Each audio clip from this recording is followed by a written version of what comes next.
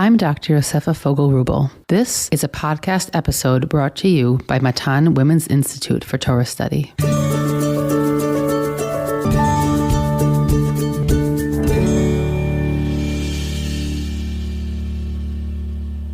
Parshat Yitro is one of Shemot's most monumental parshiot. It opens with the reunion of Moshe with the rest of his family, with his father-in-law Yitro and his wife and children. Yitro first listens to Moshe's recounting of recent miraculous events, Yetziat Mitzrayim, and their great exodus from the land of Egypt and the great chase that happens there with Paro and all of the Egyptians. And then Yitro verbally recognizes God's greatness, demonstrating the exact Yediat Hashem, the awareness of God, that God tried to instill in the Egyptians through the plague process. After this, following the true ways of the wise, Yitro observes Moshe's judiciary leadership and then offers unsolicited advice. Create a system of judiciary delegation to relieve yourself from the burden of adjudicating over each and every case. This establishment of a human judicial system forms a moving introduction to the receiving of divine law on Har Sinai. The second half of the parsha recounts the preparation for and receiving of the Ten Commandments.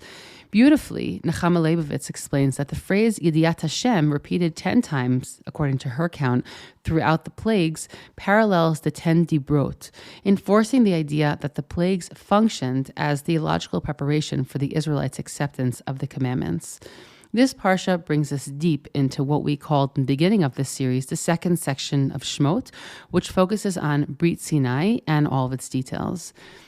Today, I am pleased to welcome a new guest to the podcast, Neima Novetsky, who is both the co-founder of alatorah.org, which we'll speak about further along in the conversation, and teaches Torah in Midrashet Moriah, MMY, and Midrashet Nishmat. Neima, it's a pleasure to have you here. Welcome to the podcast. I'm so happy to be here as well. And so today we're going to jump into Parshat Yitro. I'll say also, I remember last year, his personality, what he comes and possibly represents is something that really captured us as well.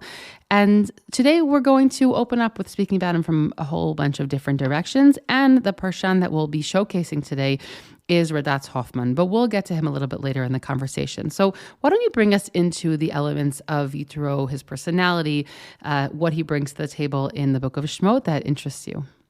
Okay, so I think Yitro is a fascinating figure in Sefer Shemot. He's a foreigner, and yet, at least according to many people, he's simultaneously Moshe's father-in-law. And in Tanakh, almost all foreigners tend to be negative. They're hostile to Am Yisrael. They're an enemy. You have Paro, obviously, on one side. You have Amalek, and then all of a sudden we meet Yitro in Parshat Yitro, and he's this very, very positive character. And I think another, interest, I guess, in the nexus of his being a foreigner and yet related to Moshe is the very question of, wait, if he's a foreigner and not just a foreigner, but according to the Psukim, he's a Kohen of Midian, he's seemingly an idolatrous priest, then how can he possibly be Moshe's father-in-law? And I think it's so interesting that commentators question almost every aspect of him. First of all, does Kohen Midian mean an idolatrous priest? Or maybe it actually refers to a political leader. Is he Moshe's father-in-law at all? Or actually maybe not, since in Parak Bet, when we first have Moshe marrying Tzipporah, we're told that it's Ruel who is her father. Later on, we're going to be introduced to Chovav, who is the ben of Ruel, Chotin Moshe, and it's not clear if Chotin Moshe then goes on Ruel or goes on Chovav. So you have all these different people referred to as Chotin Moshe, including obviously Yitro. So again, he's obviously related to Moshe, but is he a father, a brother-in-law, something else? And then, of course, this question of whether or not he ever did convert, does he convert in our parsha when we talk about his getting to Yediat Hashem? And if he doesn't convert, or he wasn't converted and he was idolatrous, then why in the world is Moshe marrying it to his family, whether he is his father or not? So all of that totally intrigues me. And I think one last thing, just thinking about our parsha itself, is this fact that not only is he a positive foreigner, he's a positive father-in-law, if we're assuming, or in-law, let's say, just, to get all different possibilities. In general, it's not so easy to be on good terms with your in-laws, as many of us might know. And Baruch Hashem, I have an amazing relationship with my in-laws, but we all know that there's challenges there. But in Tanakh also, other examples of like Lavan and Yaakov, that's not a positive relationship. Shaul and David, that's not a positive relationship. And here we have a foreigner who is potentially idolatrous, who seems to be having this amazing relationship with his potential son-in-law, who is also giving him advice, and at least seemingly, Moshe is willing to take that advice. So all that I find so fascinating. I guess I have a few thoughts in response. One is that assuming that he is what it says, and he is a priest of some sort of other culture, of Midianite culture, I think that, first of all, just on its most basic level, this parsha sort of provides a model for, we might call it intergenerational diversity, right? It provides some sort of model for, well, we can literally be of different belief traditions, which is obviously, even if we go to the religious or not religious or the other permutations that we know that are familiar to so many of us in our own family dynamics, but it gives us, I think, a good model for the fact that we can have that diversity and it can work well. I think, though, the way that it works, right, notice that Yitro is somebody who never actually agrees to live with Moshe. Moshe even extends an invitation later on, but there's something about the space that exists between them. They're not going through life together. They're not living in a chabula all together, but there is something that they keep distant, and I think that distance also keeps the relationship positive. I think that might even be like one of the keys to the way that this really functions. And regarding the fact that, I just want to go back to the first piece you mentioned about the fact that he's a non-Jewish member or figure, a non-Jewish figure in Tanakh. So it's interesting because we really have a whole host of those. I will just say that last year's conversation, I believe it was last year, with the Leibowitz, we really focused much more on that piece, on all of these other figures in Tanakh. And very often they actually provide like this interesting middle space, right? There's some that are very negative, obviously, and there are some that actually provide this interesting middle space, so they're actually very righteous and actually really get what's happening. And it's stuff with the Israelite that's supposed to sort of learn either from their deep belief of thinking about Rachav, or they're and also I think Yitro. And the last piece I'll say, and I really want to hear what you have to think about what you think about all this, is the idea that I always think there's something very moving about the fact that the parsha that is where we receive the Aseret HaDibrot, Dafka opens up with the wisdom that we can get from the other nations. And so there's almost this piece that says, before you assume that all the wisdom is with you and you're the ones who received and you're the chosen ones, just know that, Chochma Gam Bagoyim, meaning there are also a lot of other people in the world who have a lot to offer us. So don't become too insular and cut off from the world around you, because then you'll miss out on some really positive and helpful advice. Yeah, so I think that's also totally fascinating. And I think you're right that embedded in the way Parshat Yitro is set up, where we have this foreigner coming, giving advice and giving judicial advice that's going to soon lead sort of into Parshat Mishpatim. You then, move into Matan Torah, which is something, Yesh Chachma Bagoyim, this though is Torah. And having that combination is so important. Later, if we actually have a chance to talk about Yitro's advice itself, maybe we'll get back to the beautiful Akedat Yitzchak, which I think goes really far in trying to show how much Yitro was actually contributing to Am Yisrael, and maybe dafka because he's an outsider. That sometimes you need someone from the outside to be able to look in, to be able to give advice that you can't from within. One thing, though, that I do think is interesting, looking at all these other outsider foreigner figures in Tanakh, whom we have so much to learn from. I find it fascinating that Midrash takes almost every one of those characters that we're supposed to learn from, and in the end converts them to be Jewish, right? So according to Chazal, like Rachav becomes Jewish, Bat Paro becomes Jewish. Root, that was at least a little, I think, more embedded in the text itself. If you're saying, Elokai. But still, even Makashva, right? Like almost every character that has some positive interaction and some influential types of statements or role modeling, etc. Chazal suggests, and they must have converted, which to some extent undermines what we were suggesting as, there's wisdom in the outside. It's like Midrash is saying, there's wisdom in the outside, but don't worry, they'll get to such a point where they're automatically going to join us in the end. And I do think also, just if we're talking about the potential of Yitro having converted or not, when people thinking about Moshe's relationship with him, and perhaps what were things might have been in common, even if they're so different, if we're assuming that he was idolatrous and Moshe's Moshe Rabbeinu, is maybe the very fact that if you're a Kohen, it means that you're serious about religion. even if it's a different religion, God is a very big part of your day, of the way that you think about it. Like I remember that when I was in college, I went to secular college and I had 3 roommates. One was a secular Jew and one was an Orthodox Christian. And I don't know if we call it Orthodox, whatever, meaning an observant Christian, whatever word you would use. And I had so much more in common with the person who cared a lot about religion. I mean, I got along, and everyone was beautiful in the room, but we had a lot in common because we talked about religion, even if we didn't agree on the religious points. There's a perspective of this is something that's very important to me. And so I think that is, an interesting way of looking at it. Though I think it's also possible that when Moshe actually meets Yitro for the first time, something that we sometimes forget is that maybe Moshe wasn't yet Moshe Rabbeinu. If we're asking like, how can Moshe Rabbeinu decide to go and marry a daughter of an idolatrous priest? Like, isn't that opposite values? That's assuming that Moshe Rabbeinu is Moshe Rabbeinu, and he was quote unquote like from birth. When it's very possible that Moshe growing up in the palace was on a journey. And that at the time that he came to Midian, he wasn't yet Moshe Rabbeinu. He might have been spiritual. He might have, obviously he had the potential to be Moshe Rabbeinu, but whether or not he was yet Moshe Rabbeinu, I think is a very big question mark. I think that it's very possible if you grew up in the palace that you were in a different place, and there's that very famous midrash in the Mechilta, which talks about that Yitro made a deal with Moshe when Moshe said, I want to marry Tzipporah. And Yitro makes a deal with him. And he says, you can marry Tzipporah, but only if the first child that you have is for Avodah Zarah. Afterwards, the rest of your children can be for Am Yisrael. So just as Moshe said, yes. Okay? And you think about it, and part of you is like, every time like I've ever taught that to my students like, what are you talking about? There's no way Moshe would have agreed to that. How could Moshe possibly agree to that? But if you view Moshe as perhaps not being yet Moshe Rabbeinu, maybe Moshe agreed because at that point, that's where he was on his journey, and he only progresses to become Moshe Rabbeinu. And then there's like the story of Moshe moving from, let's say, non-attachment to attachment. Okay?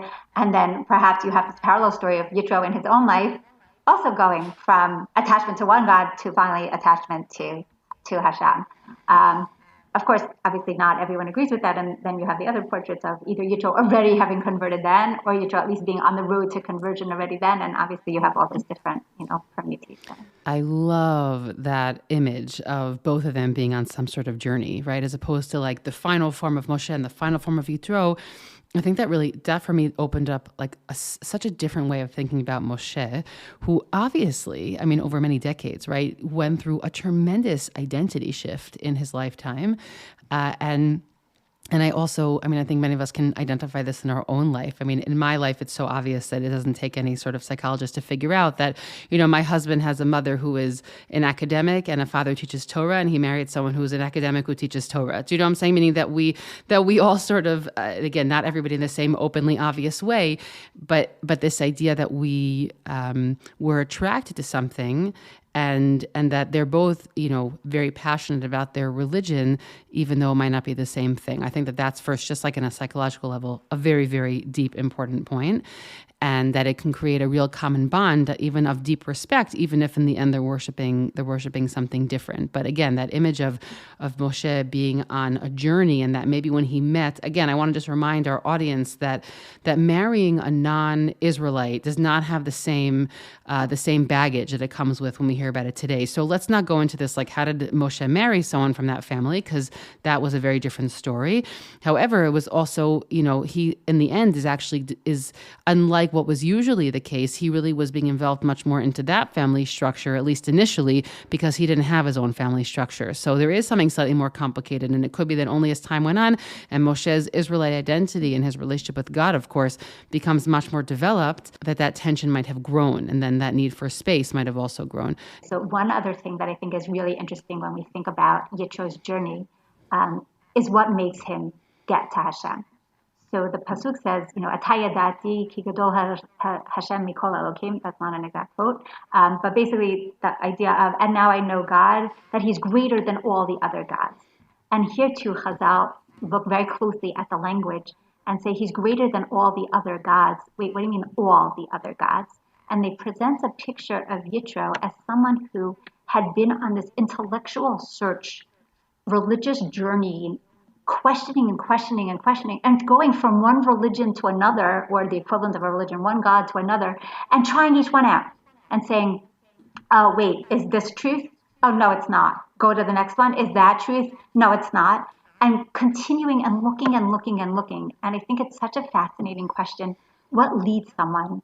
Like if you hadn't been brought up religious and you turn religious, or if you hadn't been brought up Jewish at all and you decide to join the Jewish faith, what leads you to join it? And the picture that at least Chazal is presenting of Yitro is someone who's on this intellectual inquiry, trying to figure out what is truth with a capital T, and really asking those questions. And in some ways, reading that midrash, it totally reminded me of the way the Rambam reads Avram's journey to belief, which of course, again, is not something that's told in the Torah. And he also reads it as like Moshe's, Avraham is questioning, like he's looking at the sun and he's looking at the moon and he's looking at the wind that covers that passes the cloud over the sun and trying to figure out, where is God, right? And it's that questioning and questioning that leads him finally to recognize, oh, there's one mover, there's one God, there aren't multiple gods, and he comes to this belief in Hashem. And I think both that model of Abraham and the model of Yitro that is presented by the Midrash contrast with other possible models. And one that I think might be the model of Ruth's, if we're going to say that Ruth converted, or even if she didn't convert, but at least coming to Hashem, it seems that Ruth's conversion is really not rooted in like this intellectual search for truth as much as a social recognition of who Naomi is. Right? She sees her mother-in-law, and that's so interesting. That's like one other positive, in-law relationship, I guess, where she sees her mother-in-law and wants to be with her mother-in-law. And it seems like whatever it is that her mother-in-law stands for, she's like, I want to be part of that. Right? It's coming from this role model of, oh, this is what it means to be part of Am Yisrael. And I know not because I've read the Torah, not because I've tried out and read 3,000 books on, Jewish history and Jewish faith and religion and halacha and whatever, but because I looked at someone who's living that life and it spoke to me. And I got close in that way. And I think it's so interesting that you have these different ways. And I assume, obviously, everyone's different and different things. And for maybe some people be, some balance between the two. But that for Ruth, it's really an entree into religion from a person who you believe in or a person who you admire. And for Yitro, it seems at least that it's coming from this intellectual inquiry. Wait, who is God? What is right? We very much see that in our lives. I think the vast majority of people who come closer to religion, whether it's through conversion or just Jews who are coming closer to traditional Judaism, I think the vast majority of them are actually much more of the root category. There are people who are attracted to the lifestyle or they, the people. It's the family structure. It's the being, enveloped and brought in that really brings people closer.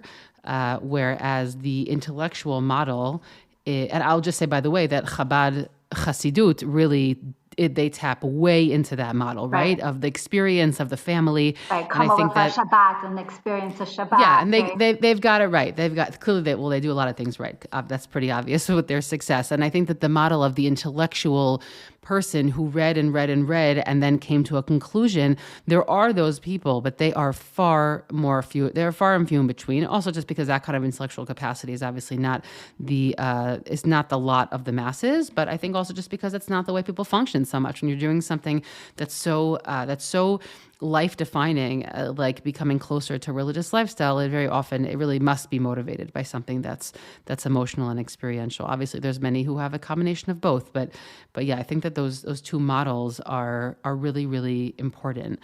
And the truth is that I think I want us to think a little bit about also the way that Yitro is sort of characterized through, or this particular visit of his, when he comes to Moshe, through the prism of some of these, modern 19th and 20th century commentators that we've been speaking about. It's very interesting how a lot of the modern commentators are not focused on the conversion aspect, right? So like you have Chazal that, not only do they say that he converted, but that the whole reason he came was to be part of Matan Torah, or either that he just heard Matan Torah, depending on how you read the chronology of the Parkim, and that's why he came. Whereas when you get to like a Professor Kasuto, you get to Rav David Tzvi Hoffman, they both take out religion from this visit totally. So before we get into what their opinions are, so Kasuto, our audience is deeply familiar with. We also focused on him also last week's parsha, but I just want to mention a little bit about who Rav David Tzvi Hoffman was. And again, I want to just say I really was helped tremendously by Avigail Rock's Zichronan Livracha, by her book, which also exists in English now, of our great biblical commentators. And so just a little bit about Rav Hoffman. He's actually a really, really interesting figure because he's deeply influenced by sort of two different worlds. His lifespan was from 1843 to 1921. He was born in Hungary, which is a much more traditional society. Its involvement in, Haskalah, in the Enlightenment movement, especially in the Jewish academic perspective. He initially learned in the yeshiva of the Maharam Shik, but then he continued on to who was one of the big Talmidim of the Chazon Ish again. So think about like the traditionalism of that sort of that world. And then he completed academic studies, including a doctorate, first in university in Vienna and then in Berlin. And he studied philosophy, history, and Semitic languages. He became connected, though, to the German Torah giants because he received a job in teaching teachers in a seminary in Germany, and then moved to Frankfurt and taught in Rav Hirsch's school. And then his last and sort of longest element of his career. It always makes me feel very comforted to know that even these big people had multiple jobs before they found the one that fit. He joined the staff of the newly founded Hildesheimer Seminary for the Rabbinic Seminary in 1873, and he taught there for almost 30 years. When Professor Hildesheimer died, Rav Hildesheimer, sorry, he became the head, he became the Nasi, the principal. And his Torah commentary that we'll speak about now was created initially from the lectures he gave there.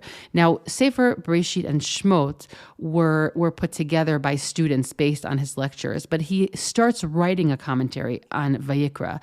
And so when you look to see his programmatic statements and his opinions on all different things, that's to be found in his introduction to the book of Vayikra. It's a fascinating commentary. I also say that one of the reasons why I'm so drawn to these commentaries from this century is because they're really almost the first who have, because they've studied academically, they have this concept that they want to kind of like survey the literature or even just put out there, like, what are their programmatic statements? With Rashi, we like pry from two sentences, introduction to Shir Hashirim and, a comment in Bereshit, and we like try and figure out what is his approach. But these commentators, they're in a world, they're studying and aware of a language that says, define what your approach is. Let's say, what are your red lines? And so they put that out there in their introduction. And it makes it, there's a real clarity that comes there. I think Rav Hoffman is invaluable. He gives you sort of like the structure, the outline of every unit before he explains it. So that's also really helpful.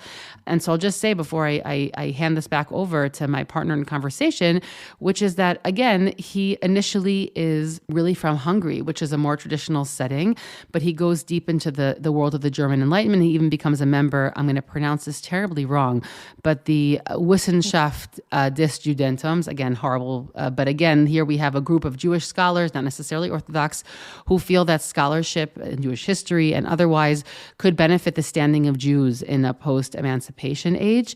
Just to understand how the politics went, Rav Hirsch was deeply against this group, but Rav Hoffman was a member of it. And I'll also just say that while we're really focusing on his Torah commentary, one of his main areas of interest, what he wrote tremendously on, was actually in the area of Midrash Halacha. And so he's actually the one who comes up, and anyone who's familiar with this, the sort of the differentiations between the Beit Midrash of Rabbi Akiva versus Rabbi Yishmael, which is a very interesting topic in and of itself. He's actually the one who first writes about that. That comes from him. I didn't know that until I researched this for this episode. And I'll just say in terms of his red lines, because he was involved in the world of biblical scholarship and he appreciated what it had to offer, but he writes straight out in his commentary that his red line is that for him, Moshe wrote the entirety of the Torah, and it was all written in the time of Moshe Rabbeinu, meaning he categorically will not accept any of the claims of biblical criticism, let's say, as opposed to Kasuto, who also rejects most of biblical criticism, but his red lines are much looser than Rav Hoffman's in terms of the religious red lines. And while And while Rav Hirsch, again, just to put him in perspective, while he really was appealing to the hearts and really focusing on the chinuch of the generation, Rabbanit Hoffman was writing for a somewhat more intellectual crowd. And so he really felt that by using the tenets of academia through them and through being rigorous, he would be able to, I would say, yes, even convince or show that the Torah is as rigorous and that the traditional perspective is true. And he thought those were his tools, right? So Rav Hirsch was using a different set of tools and often will sacrifice rigor for things that were really, really meaningful and that are, still lasting with us today. And Rabbanit Hoffman's sort of just speaking to a slightly different crowd of a little bit different essence. Yes. When I think about Tzvi Hoffman, the way that you were describing him, I think I would word it as one of the things that makes him such an incredible parsha, especially for people living today, is the fact that he's combining the world of the Beit Midrash and academia, okay? And trying to bring the academic standards of the world of academia and the secular world back into the Beit Midrash and saying, no, not everything goes, right? You have to have standards in your learning, taking whatever tools I can from the outside, apply them to the study of Tanakh or Torah as a whole, but with this deep-seated belief in Torah Sinai and in Hashem and in everything that Torah stands for. So when you get to our story, looking at some of the moderns like Rabbanit Hoffman and interestingly Cassuto, both of them explain in a similar way, and I'm assuming that part of it is because of their modern outlook on Tanakh.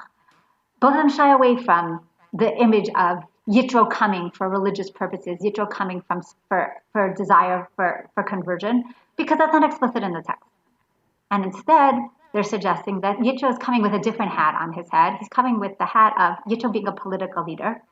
I don't know if either of them actually say this explicitly, but others do, that the word Kohen Midyan can mean idolatrous priest, or priest at least. But Kohen in Tanakh also has one other meaning.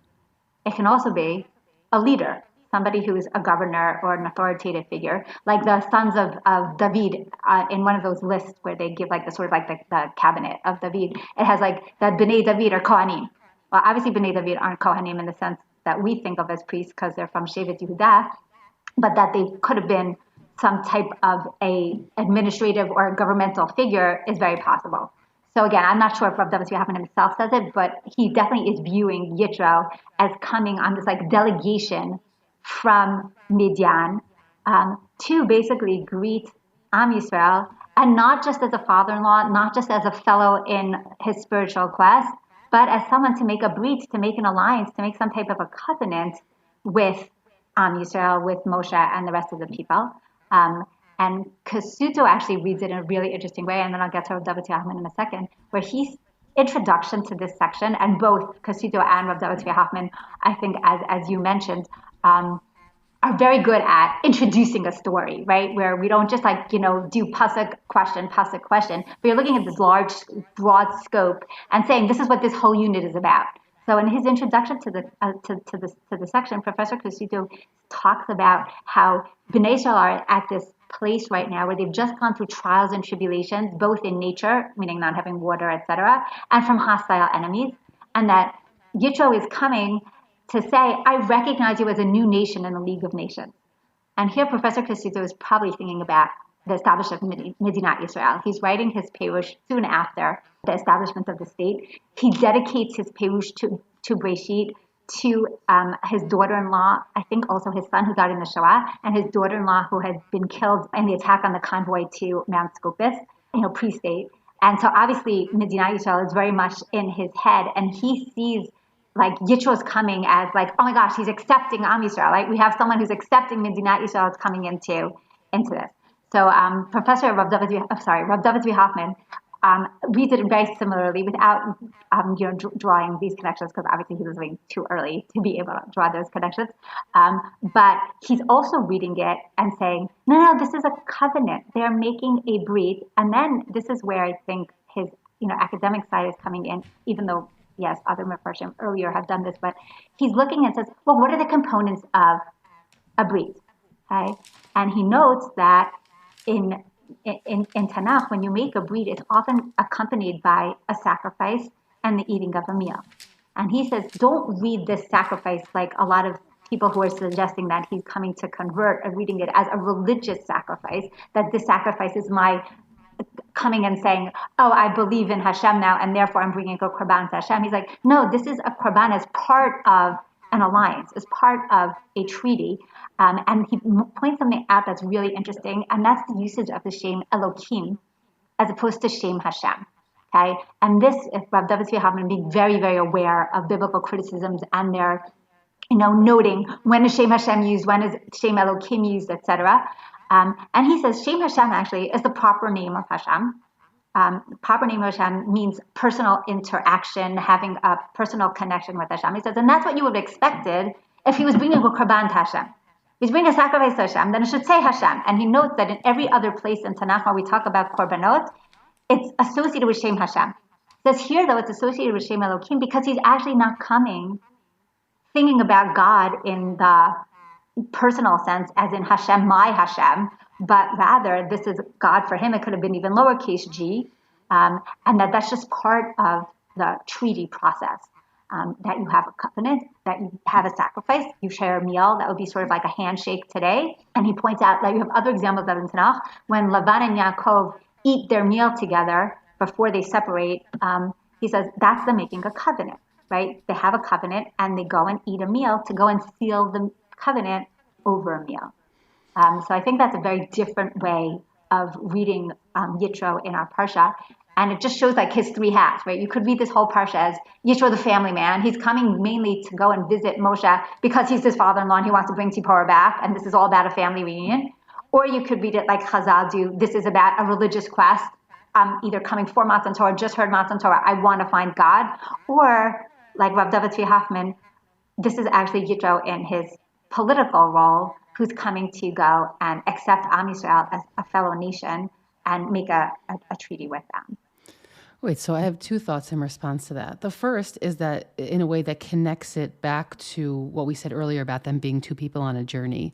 And I think that if we look at it, however we look at the meeting, but especially if we look at it as a meeting sort of like creating a new alliance between them, then I think also we have to recognize that even they obviously knew each other before and they've met before, but it's almost like Yitro is coming to meet Moshe on the new terms of which he is now a human. He's now a leader of a nation, right? He's now performed miracles. And it's almost like they have to sort of re-meet each other and even create or reestablish their relationship with one another, because Moshe's literally a different person than the person that Yitro probably last knew. So I think that part of that also speaks to that piece about Moshe being on a journey, that whether it's a political or a friend or a familial level, Yitro and Moshe have to they have to catch up in their space. And certainly if it's somewhat political, then it needs to be done perhaps in a formal way. And just to add to that piece about a Brit, I mean, if you read the Psukim, it's a little bit lacking in Brit language. So I just want to read, for example, but then suggest something else.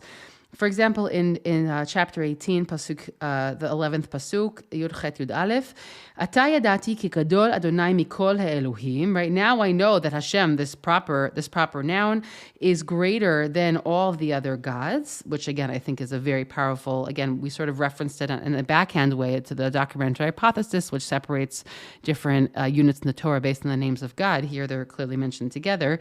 Ki b'davar asher zadu alehem, vayikach Yitro choten Moshe. עולה וזבחים לאלוהים, ויבוא אהרון וכל זקני ישראל לאכול לחם עם חותן משה לפני האלוהים. Okay, that they then have this sort of communal meal where they bring in Aaron, all this kenim, and they have a meal before God. So I want to say one thing, which is that it's a very religious passage, okay? It doesn't have the language of Brit necessarily, but the piece I want to add that I think could make that observation but still support the interpretation of Rabbanit Hoffman is that you're talking about two very religious people. And if you would take two rabbis who want to create some sort of political, right, alliance with each other, or a rabbi and a priest, let's say, a Christian priest, there is a natural language that they use, meaning they're both coming from a religious perspective. And I would imagine that even if they're going to be speaking politically, they are still going to infuse their conversations with the language that's most natural to them. So even, eating a meal to solidify a relationship is something that's done all over. I mean, the example that pops up for me is Achashverosh and Haman when they sit down to eat a meal right after he's convinced him of some plan that he's not totally transparent about, but he convinced him of some plan. I'm thinking of a meal also in a negative context. So the brothers, after they sell Yosef, meaning like there's the eating of a meal that sort of solidifies something. So I totally agree with that interpretation that something here has happened. And while the language does support a little bit this religious concept of that something has changed here religiously, I think that even if it is something political, it's also speaking in the language that Moshe and Yitro likely would have spoken in as two such deeply religious figures. Right. I think that makes a lot of sense, right? That any covenant that's going to be made between the two of them is obviously going to bring Hashem into it. I mean, even if you just think about the founding fathers of the U.S., right? In God we trust, right? Today, that's such a foreign concept that people would be like, what do you bring God in? Like, they were all religious people, right? And so that's a natural part of the conversation. Here, too, this is going to be a natural part of the conversation.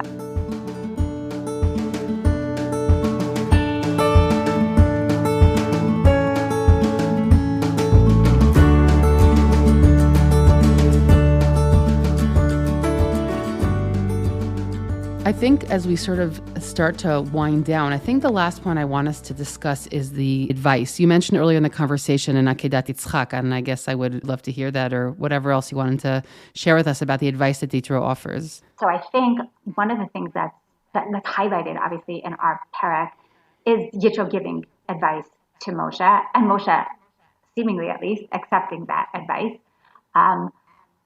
Reading the parsha, Abarbanel, though, asks, I think, a really important question. Says, look, this whole story on one level, though, makes no sense. Moshe's standing there. There's a massively long line of people, and they're all waiting to talk to Moshe. And Yitro comes up and says, wait, Moshe, I have this great solution for your problem. Why don't you just delegate responsibility and go and collect a bunch of people, and you can all go and divide up all the responsibilities. People won't have such a long line. And it's great advice, but it's also really simple advice. And people question, like, wait, how is it that Moshe didn't come up with that on his own, right? You go to any bank in Israel, and you see that there's one teller, and the entire bank population of the people who are visiting say, why in the world is there only one teller? We need another teller, right? It's very easy to come up with it. You don't have to be like the biggest Talmid Chacham to go and figure out that if there's too many people for one person, you need to get assistance. And yet it's presented in Tanakh as this is really important advice that Moshe didn't come up with on his own. I think it's a really important question. And, different people answered in different ways. Ralbag, I think, has a really interesting answer where he suggests that due to Moshe's great spirituality, Moshe simply wasn't great on the practical level of how to deal with people, right? If you're someone who just spoke to Hashem for 40 days, or you're about to speak to, there's someone who can speak to Hashem for 40 days straight, right? You're in a different place than little old me. And so the kind of questions of like, practical, how you can actually do this in a better way just isn't something that you think of. And Rabbi does not mean that at all in a negative way to Moshe. He's like, no. And Neima, we all know wonderful teachers who are horrible administrators. I don't think you have to belabor the point. Right, yes, exactly. We're with you. Okay. So I think that that's really interesting. Rav Eitan Meir gave a different analogy, which I think is also important, is that sometimes it's the need for an outside consultant. Okay, when you're inside, even though it should have been obvious to you, it's just not because you're too much inside, and that it's Yitro who's coming from the outside and saying, "Wait, Moshe, you just didn't pay attention to this." Okay, and he's able to say it, and this is where I think Yitro's greatness comes in. Somehow he's able to say it in a way that Moshe can hear. Because sometimes, someone's giving you great advice, but if you didn't think of it yourself, you're not willing to hear it. Akedat Yitzchak comes with like a much more, in some ways radical, but also fascinating approach. He suggests that... I'm just jumping in. It's Rav Yitzchak Arama, and he's writing in which century? He's a contemporary of Abarbanel, so right before Abarbanel, so 15th century. 15th century. Okay, yeah. So the Akedat Yitzchak, Rav Yitzchak Arama, in his commentary, suggests that there's a reason that Moshe didn't originally think of Yitro's advice is because there's no law system in place. And Moshe says to himself, how can I delegate responsibility? Nobody knows what to educate. How are they going to know what the halacha is, right? I'm the only one that has enough confidence in being able to give them the right legal answer to their questions. So of course it has to be me. It's not that like I wouldn't like it to be me, but it can't be anybody else. Yitro was suggesting to Moshe was the fact that there's a need for a divine code of civil law. Meaning, in the time of Tanakh, if you look at most countries, there is separation of church and state, where the king is the person who writes civil law. Cultic law is whatever you believed in from your God. I don't know if they thought the priest wrote it, whoever it is, but it's separate, right? But he says that civil law was something that was mandated by the king. And he suggests that Moshe, living at that time, might have actually thought that that's what it was supposed to be in Am Yisrael as well. And that what Moshe was doing was sort of ad hoc creating that civil law that at some point would have then later been written down, right? And so whenever a case came up, he would say, this is what makes sense to do. And eventually he was thinking that it's supposed to be that. And what Akedat Yitzchak suggests, that Yitro is suggesting, is that Yitro is telling him, no. If you do this, what I'm suggesting, Elokim, and God commands you, then you'll be able to stand. Okay? And so he reads that pasuk of B'tzivcha Elokim as literally, if you allow Hashem to make mitzvot in this area, then you'll have a code of civil law that everyone just has to learn, and then they'll be able to go and help you out.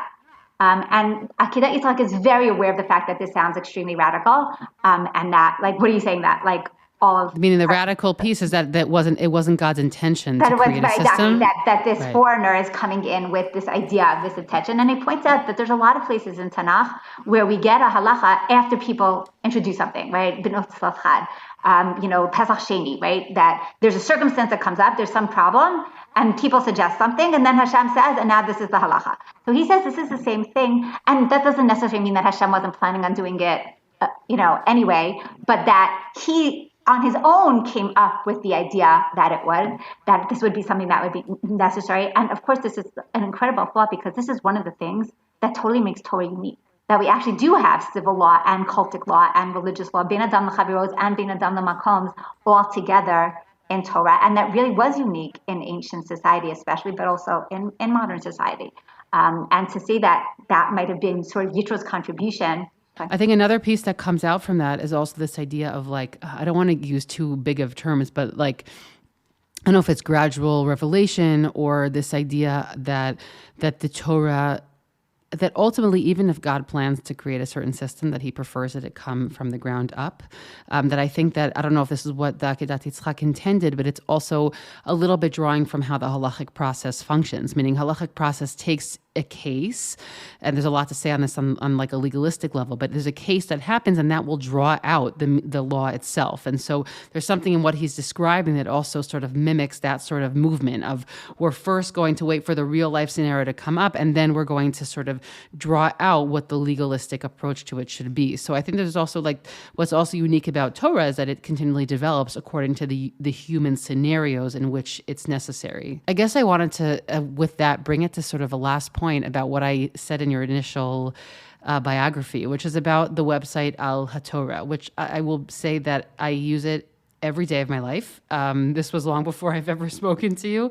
It's constantly open on my desktop. That's how I prepare shiurim. It's how I have access. I want to say something, and I know that it's quite a big statement, but I feel like what Nechama Leibovitz did for many commentators, that she made them accessible to people. No one knew who the Akedat Yitzchak was. Nobody knew who Beno Yaakov was, but because of her accessibility to different languages and just her vast knowledge, the world then had those commentaries. I feel like that's a lot for me what's happened also from Al HaTorah, meaning I didn't know Tzvi Hoffman, and there's a commentary, I'm for sure saying his name wrong, but like Reggio or something. And like, Yeah, these are yeah. not the Ho'il Rechatzim Moshe. lebik'ah, right? Moshe. All these Student of Shadal. commentators that like the only person you might have heard like were people who were like crazy, your crazy teachers from like Midrashot who like knew about like, the super commentary. Loidat, they were really obscure. So with that introduction, I first just want to say thank you because I literally use it every day of my life. And can you just tell us a little bit about this website? Sure. Okay. So the truth is, most credit has to go to my husband, to Hillel, who it was his vision and it's his hard work. I would say 99.8 to 9% of Al Torah is really due to him. And one of the things that I think I wanted to just attach to what we were talking about with Rabbanit Tzvi Hoffman, and when we try to think about, how to describe Al Torah to a new user. So one of the things that we think makes Al Torah stand out is what I said beforehand about Rabbanit Tzvi Hoffman, is the idea of trying to combine the worlds of the Beit Midrash and academia, where Al Torah is a website which is supposed to be a platform for learning. So it's not just a database of sources, nor on the other hand is it just an archive of articles, but it's really supposed to aims to create user-friendly learning environment for the best learning of Torah, but with academic standards, where it should be accessible to anyone, to a layman, but also appreciated by a scholar, so that a lot of the texts that are on the site, for example, have been created by working off manuscripts, which have, sometimes textual apparatus. But again, for the layman, you could close it. If it's not helpful for you, you close it. If it's helpful for you, you can use it. So that, for example, that if Ramban made additions to his commentary when he got to Israel, that those additions will be accessible through Al Torah. So one of the goals, of course, is to make Torah accessible and to make this combination of the world of the Beit Midrash and academia. And to do so, it tries to combine, I guess, a focus on text, tools, and topics.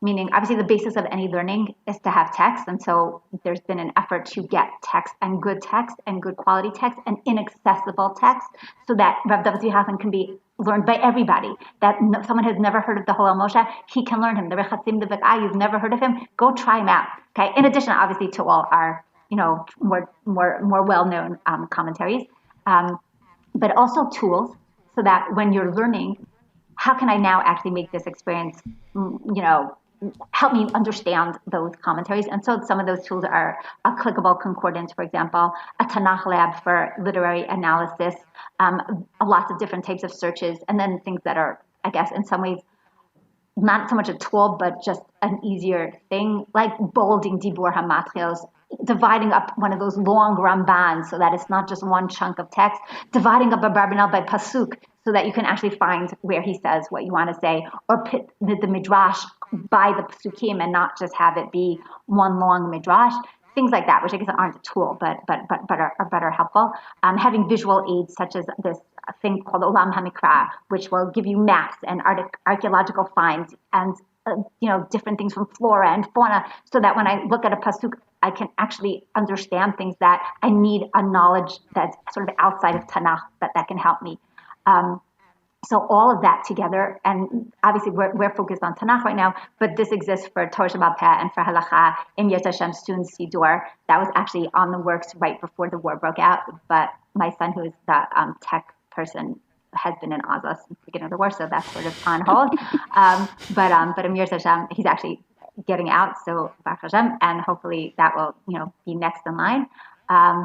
And then the third part of the site is topics, where we'll take an issue and we will take all of those texts, all those different refreshing, basically mine 2,500 years worth of parshanut from pre-Bayit Sheni all the way to modern scholars, and try to put together what are the main questions in whatever issue you're looking at. So let's say you were looking at, I don't know, even just the character of Yitro, and compare. How do different people view, why is he coming to visit Moshe right now? And collect all those different sources and allow the user to see an analysis, but also see the sources simultaneously so that you can actually analyze yourself, but still get someone else's analysis. Agree or disagree, that's great. And hopefully for teachers, have a lot of that stuff available together. That's just a teeny taste of Al Torah. Yeah, it's really phenomenal. I encourage everyone to jump in and try it, elatorah.org. And I'll just say that for me, something that was really, and I know there are other platforms out there that came after El Torah, that you can also, look at different commentators. For me, the big difference is one, that whole Dibor Matchil that you said is so critical, because it just I for sure have something that it has a name, but it's very hard for me to visualize things. And so when they're in front of me and they're lined up next to each other, I mean, that's like my entire life challenge in learning Gemara and Mishnah, because if it was written in a chart, I would be okay, but you have to keep making the charts. And there's something about the way that you guys format all of the commentators that when I can see them next to each other underneath the pasuk, it really comes together in a much more holistic way. And that for me has been the game changer. Because even if you would put things on a Word document back in the day, you wouldn't be able to line them up in a way that was so clear. And so that really has been something that's phenomenal. So I really, really appreciate that. I encourage everyone to check it out. And thank you so much for coming and speaking to us today. This was such a wonderful conversation. Thank you so much. It was very enjoyable, and it's just fun talking to her. Thanks for listening to this week's episode from Matan Women's Institute for Torah Study. If you would like to sponsor an episode, please contact the Matan office or email me at podcast@matan.org.il. Please do us and all women's Torah learning a favor and share this episode with all of your friends and family.